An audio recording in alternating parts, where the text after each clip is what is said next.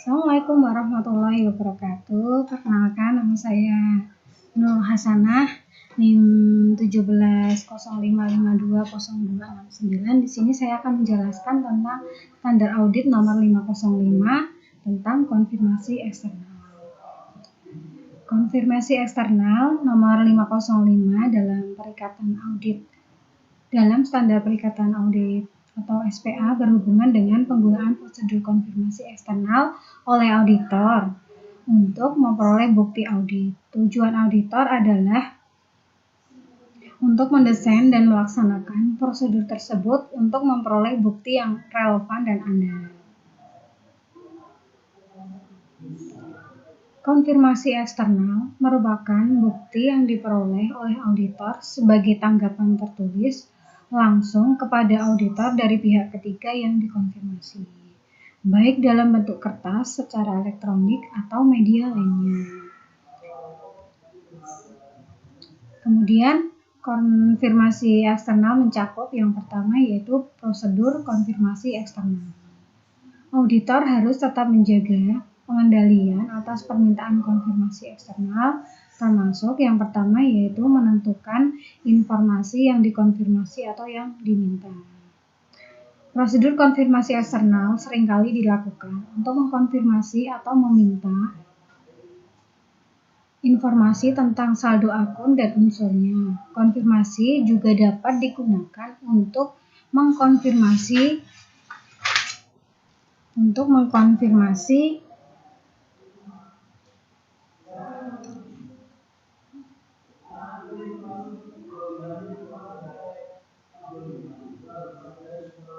Konfirmasi juga dapat digunakan untuk konfirmasi ketentuan dalam perjanjian, kontrak, transaksi, atau entitas dengan pihak lain, atau untuk mengkonfirmasi tidak adanya kondisi tertentu seperti perjanjian tambahan. Yang kedua yaitu memilih pihak yang tepat untuk dikonfirmasi. Respon atas permintaan konfirmasi merupakan bukti audit yang lebih relevan dan andal. Pengguna permintaan konfirmasi dikirimkan kepada pihak yang dikonfirmasi yang diyakini oleh auditor mengetahui tentang konfirmasi yang dikonfirmasi. Sebagai contoh, seorang personel institusi keuangan yang berpengetahuan tentang transaksi atau pengaturan yang kepadanya permintaan konfirmasi ditujukan merupakan orang yang paling tepat di institusi keuangan tersebut untuk diminta konfirmasi. Kemudian yang ketiga yaitu mendesain permintaan konfirmasi, termasuk menentukan apakah permintaan telah dialamatkan dengan tepat dan berisi informasi jawaban untuk dikirimkan secara langsung kepada auditor. Kemudian ada faktor yang dipertimbangkan pada saat mendesain permintaan konfirmasi. Yang pertama yaitu asersi yang dituju. Yang kedua yaitu risiko kesalahan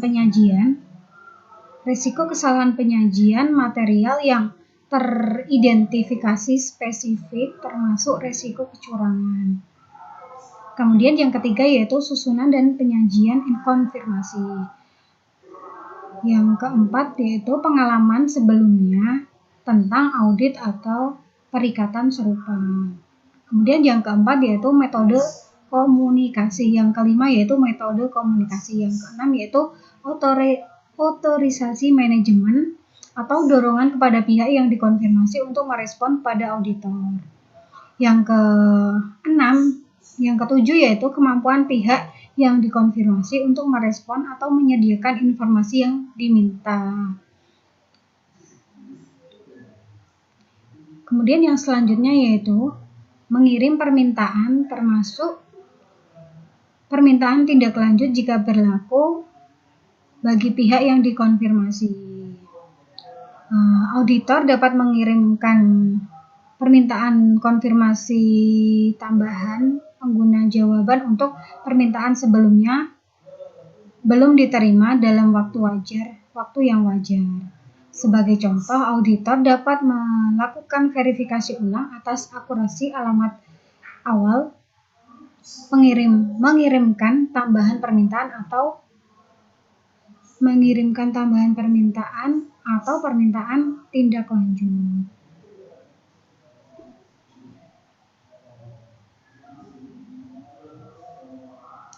Kemudian selanjutnya yaitu penolakan manajemen dan mengizinkan auditor mengirimkan permintaan konfirmasi. Jika manajemen menolak untuk mengizinkan auditor mengirimkan permintaan konfirmasi, maka auditor harus melakukan hal berikut.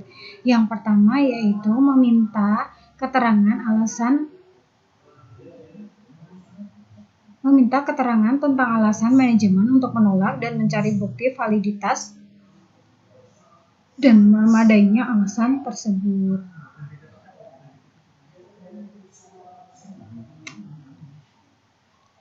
Suatu penolakan oleh manajemen untuk mengizinkan auditor mengirimkan permintaan konfirmasi merupakan pembatasan atas bukti audit yang diharapkan untuk diperoleh auditor.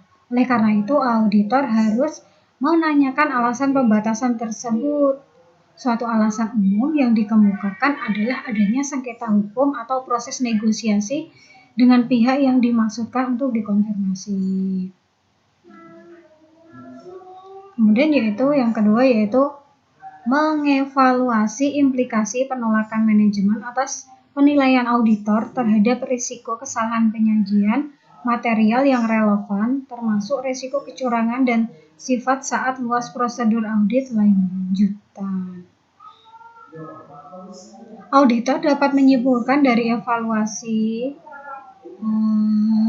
bahwa hal itu akan tepat untuk merevisi penilaian risiko kesalahan penyajian material pada tingkat asersi dan memodifikasi prosedur audit yang telah direncanakan berdasarkan standar audit. Sebagai contoh, jika alasan manajemen meminta untuk tidak melakukan konfirmasi adalah tidak masuk akal, ini dapat mengindikasi faktor risiko kecurangan yang membutuhkan evaluasi berdasarkan standar audit. Kemudian yang ketiga yaitu melakukan prosedur audit alternatif yang didesain untuk memperoleh bukti audit yang relevan dan andal. Prosedur audit alternatif yang dilakukan dapat serupa dengan prosedur untuk konfirmasi yang tidak dibalas yang ada dalam standar audit ini. Prosedur tersebut juga memperhitungkan hasil evaluasi auditor. Kemudian, jika auditor menyimpulkan bahwa penolakan manajemen untuk mengizinkan auditor mengirimkan permintaan konfirmasi adalah tidak masuk akal atau auditor tidak dapat memperoleh bukti audit yang relevan dan andal dari prosedur audit alternatif, auditor harus mengomunikasikan hal tersebut dengan pihak yang bertanggung jawab atas tata kelola berdasarkan standar audit. Yang selanjutnya yaitu hasil konfirmasi eksternal. Yang pertama, keandalan respon terhadap permintaan konfirmasi. Jika auditor mengidentifikasi faktor yang menimbulkan keraguan atas keandalan respon terhadap permintaan konfirmasi, maka auditor harus mendapatkan bukti audit lanjutan untuk menghilangkan keraguan itu. Faktor-faktor yang menunjukkan keraguan atas keandalan respon yang pertama yaitu diterima oleh auditor secara tidak langsung. Yang kedua yaitu tidak berasal dari pihak aslinya, dimaksudkan untuk dikonfirmasi. Jika auditor menentukan bahwa respon terhadap konfirmasi tidak dapat diandalkan, maka auditor harus mengevaluasi implikasi tersebut atas penilaian risiko kesalahan penyajian material yang relevan, termasuk risiko kecurangan dan sifat saat luas prosedur audit lain. Kemudian, tanpa respon. Dalam kasus tanpa respon, auditor harus melakukan prosedur audit alternatif untuk memperoleh bukti audit yang relevan dan andal.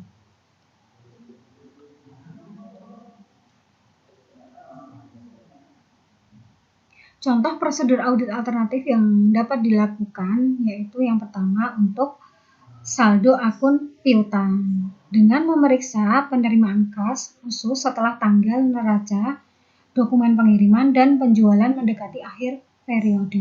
Yang kedua yaitu untuk saldo utang dengan memeriksa pengeluaran kas setelah tanggal neraca atau korespondensi dengan pihak ketiga dan catatan lainnya seperti catatan penerimaan barang.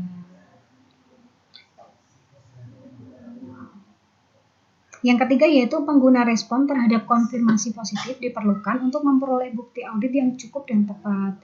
Jika auditor telah menentukan bahwa respon terhadap permintaan konfirmasi positif diperlukan untuk memperoleh bukti audit yang cukup dan layak, prosedur audit alternatif tidak akan menyediakan bukti audit yang diperlukan auditor. Jika auditor tidak memperoleh konfirmasi seperti itu, maka auditor harus menentukan implikasi atas audit dan pendapat auditor berdasarkan standar audit. Dalam kondisi tertentu, auditor dapat mengidentifikasi suatu risiko kesalahan penyajian material yang telah ditentukan pada tingkat asersi untuk respon terhadap permintaan konfirmasi positif untuk memperoleh bukti audit yang cukup dan tepat. Kondisi ini mencakup yang pertama yaitu informasi yang tersedia untuk menguatkan asersi manajemen hanya tersedia di luar entitas. Yang kedua yaitu faktor risiko kecurangan khusus seperti risiko manajemen mengesampingkan pengendalian atau risiko kolusi dapat melibatkan karyawan atau manajemen mencegah auditor untuk mengandalkan bukti dari entitas. Yang terakhir yaitu penyimpangan. Auditor harus melakukan investigasi penyimpangan untuk menentukan apakah hal itu merupakan indikasi adanya kesalahan penyajian. Penyimpangan yang tercatat dalam respon terhadap permintaan konfirmasi dapat menunjukkan kesalahan penyajian atau potensi kesalahan penyajian dalam laporan keuangan. Beberapa penyimpangan tidak mencerminkan kesalahan penyajian. Sebagai contoh, auditor dapat menyimpulkan bahwa perbedaan dalam respon terhadap permintaan konfirmasi adalah disebabkan karena pada saat pengukuran atau kekeliruan teknis dalam prosedur konfirmasi eksternal. Selanjutnya yaitu konfirmasi negatif. Konfirmasi negatif merupakan bukti audit yang kurang meyakinkan dibandingkan konfirmasi positif.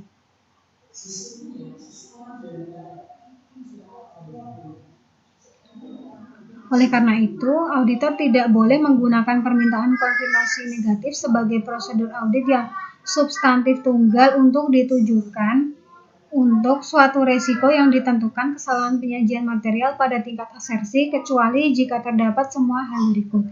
Yang pertama, yaitu auditor telah menentukan risiko kesalahan penyajian material adalah rendah dan telah memperoleh bukti audit yang cukup dan tepat tentang efektivitas operasi pengendalian yang relevan dengan asersi.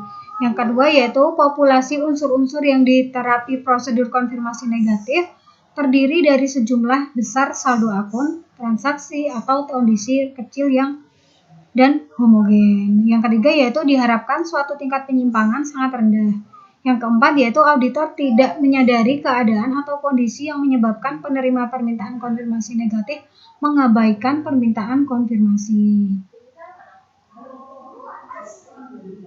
Kegagalan dalam menerima respon atas permintaan konfirmasi negatif tidak secara eksplisit menunjukkan penerimaan oleh pihak yang dimaksud untuk dikonfirmasi tentang permintaan konfirmasi atau verifikasi atas keakuratan informasi yang terkandung dalam permintaan tersebut. Oleh karena itu, suatu kegagalan pihak yang dikonfirmasi untuk meyakinkan untuk merespon permintaan konfirmasi negatif menyediakan bukti audit yang kurang meyakinkan daripada suatu respon terhadap permintaan konfirmasi positif. Kemungkinan besar pihak yang dikonfirmasi juga merespon ketidaksetujuan mereka atas permintaan konfirmasi pengguna informasi dalam permintaan tidak sesuai dengan keinginan mereka, dan kecil kemungkinan untuk merespon dengan informasi sebaliknya. Sebagai contoh, pemilik rekening bank kemungkinan besar lebih merespon pengguna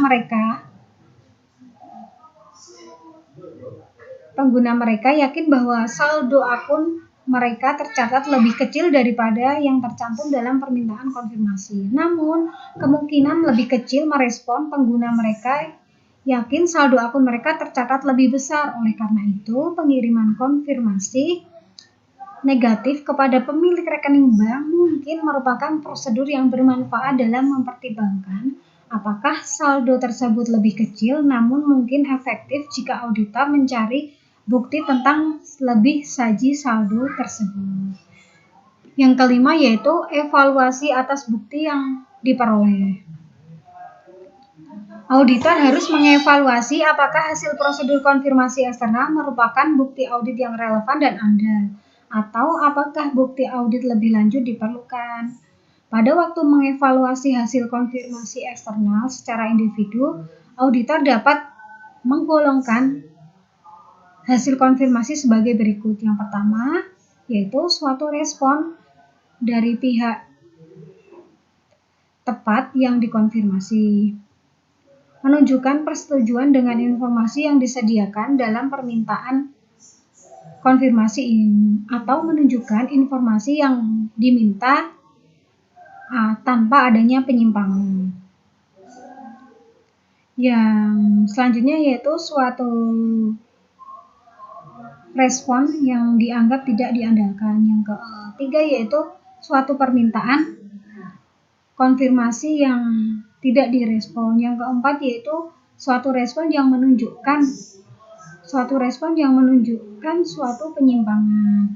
Yang kemudian pengevaluasian oleh auditor ketika dengan memperhitungkan prosedur audit lain yang mungkin dilakukan oleh auditor dapat membantu auditor dalam menyimpulkan apakah bukti audit yang cukup dan tepat telah diperoleh atau apakah bukti audit diperlukan seperti yang dituntut yang seperti pada standar audit. Sekian presentasi yang dapat saya sampaikan. Mohon maaf apabila banyak salah-salah kata. Semoga apa yang saya sampaikan dapat bermanfaat bagi kita semua. Dan sekian. Wassalamualaikum warahmatullahi wabarakatuh.